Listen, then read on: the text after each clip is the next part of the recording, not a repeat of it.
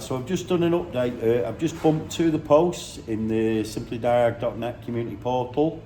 Getting a fair few messages for people that are not sure how to navigate the portal, how to book a ride along, how to jump into the Zoom and stuff like that.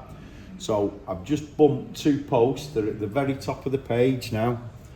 Workshop company membership request, what you're entitled to, do you need technical support? So that's on the PC.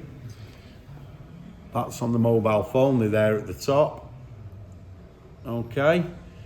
And also, they're also in the featured content section. If you're on PC, if you click on that, those threads are in there, they're pinned in there and they're featured content.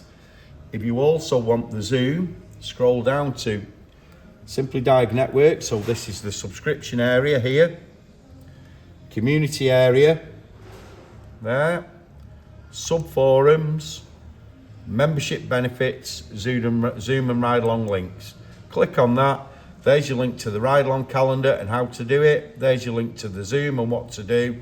There's your link to the community Google Drive where you can upload your files if you want to. It's all there. Hope this helps. Thanks for watching. You're awesome.